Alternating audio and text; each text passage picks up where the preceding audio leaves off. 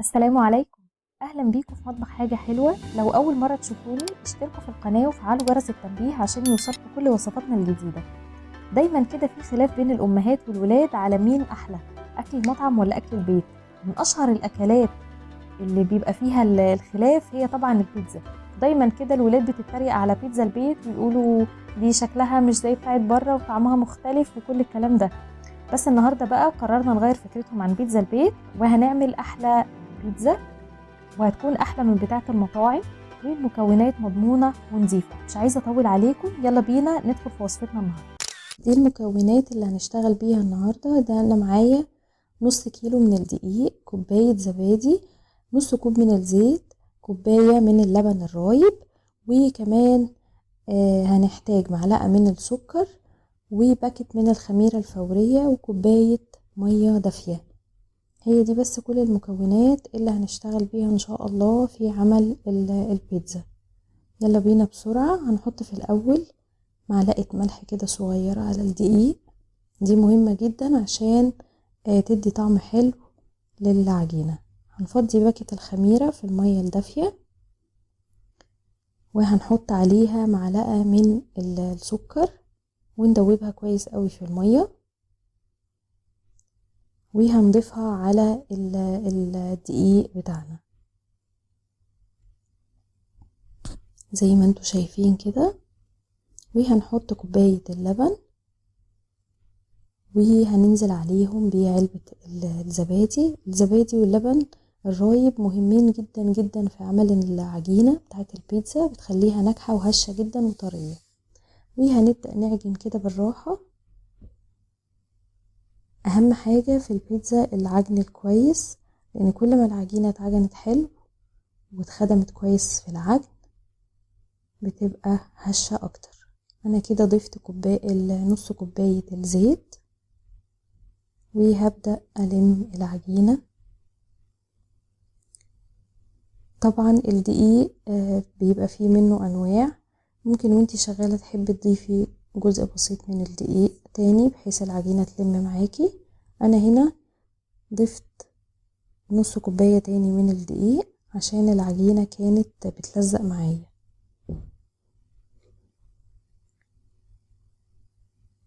وهعجنها زي ما انتوا شايفين كده.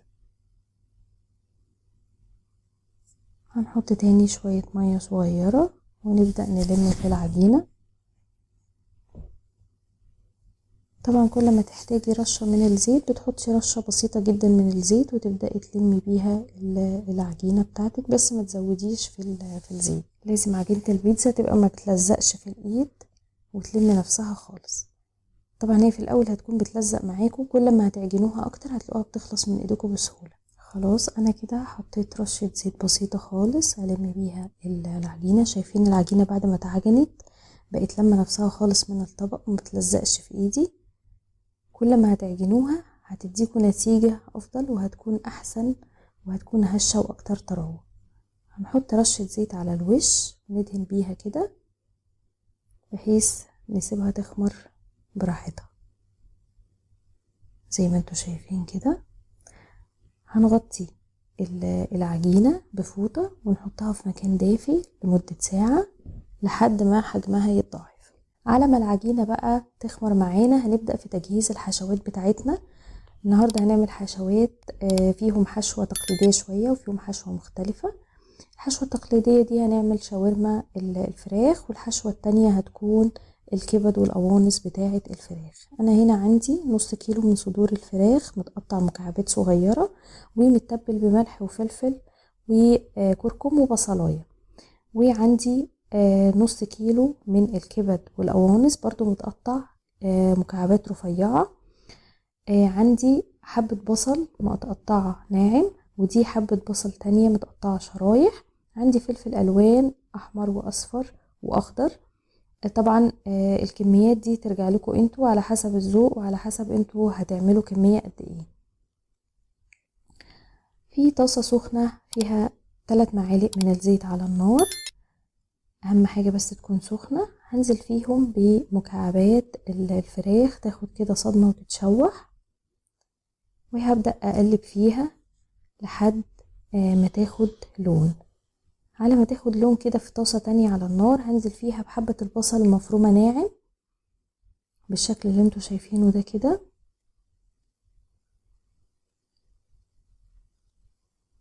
وهقلب فيها واشوحها لحد ما تدبل معايا. انا مش عايزاها تاخد لون، انا بس عايزاها تدبل في الزيت زي ما انتوا شايفين كده. الفراخ بدأت تاخد لون ذهبي، هقعد اقلب فيها بحيث تاخد اللون من كل الجهات. شايفين لونها اتغير معايا ازاي؟ اول ما لونها يتغير كده هنزل بشرايح البصل اللي انا مقطعاه وهقلبها معاه زي ما انتوا شايفين كده.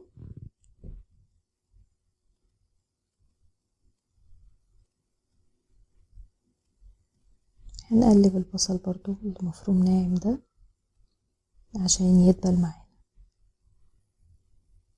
بصوا لما بدأنا نقلب في الفراخ نزلت الصوص بتاعها ازاي، الصوص ده اللي هي هتستوي فيه.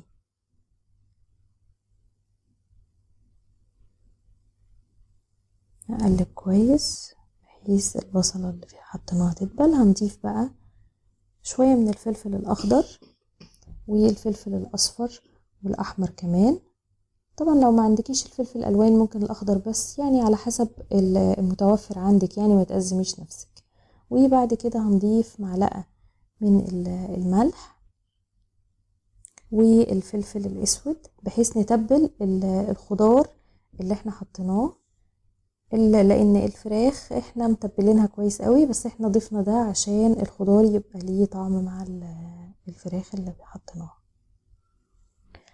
هنقلب البصلة، شايفين دبلت ازاي؟ اول ما تدبل كده هنزل عليها بالقوانص الاول، يعني هخلي القوانص تاخد بس تشويحة مع البصلة الاول، وبعد كده هضيف الكبدة لان القوانص بتاخد سوا اكتر من الكبدة. هحط رشة فلفل اسود وشوية ملح وهقلبهم كويس على النار كده. الفراخ بدأت تدخل معايا في السوا، خلاص قربت تستوي. بعد القوانص ما خدت اللون كده هنزل عليها بالكبدة كمان واقلبهم مع بعض. مهمة قوي خطوة ان الواحد يحط القوانص الاول، لان القوانص لو ما سويناهاش الاول بتبقى بتشد وبتبقى مش لذيذة. شايفين كده الفراخ بقت جاهزة معايا وشربت الصوص بتاعها كله، والخضار اللي موجود كله نضج معايا. باقي معايا بس الكبدة، تاخد دقيقتين بس على النار وهنطفي عليهم كده. الحشوات بتاعتنا بقت جاهزة، هقدر اشتغل في العجينة واحشيهم بيها. العجينة اهي معانا بعد ما عدى ساعة بالظبط. شايفين حجمها اتضاعف ازاي في الطبق. هبدأ ادهن الصواني بتاعتي دهنة زيت خفيفة بالفرشة كده بحيث ان العجينة ما تلزقش فيها. وهحط رشة دقيق وابدأ اوزعها بخفة كده بالراحة في الصينية. شايفين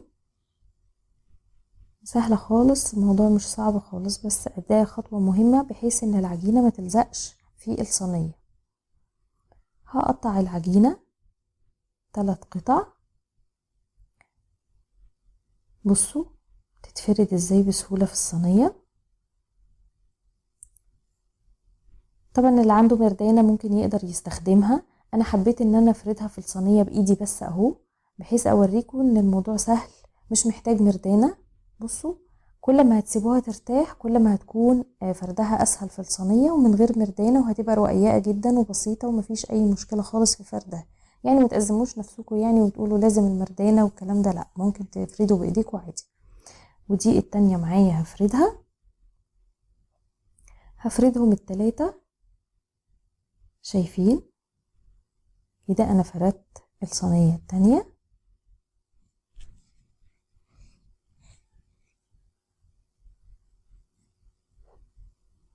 بالشكل اللي انتوا شايفينه ده، واسويها بايدي كده من الحراف. طبعا لو حسيتوا ان هي بتلم معاكوا تاني ممكن تسيبوها دقيقتين وترجعوا تفردوها تاني، هتلاقوها بتتفرد معاكوا بسهولة.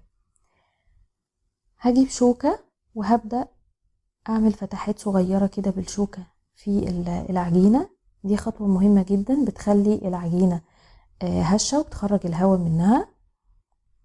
وكمان لما نحط الصلصة والحشوة العجينة تشرب منها ويبقى ليها طعم حلو، ما تبقاش كده الحشوة منفصلة عن العجينة وده طعم وده طعم تاني، لا بيبقوا واخدين من طعم بعض.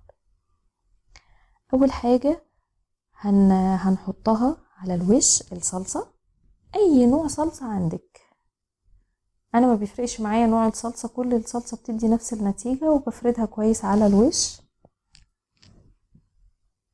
زي ما انتوا شايفين كده. هجيب انا هحشي الاولانية دي بالفراخ،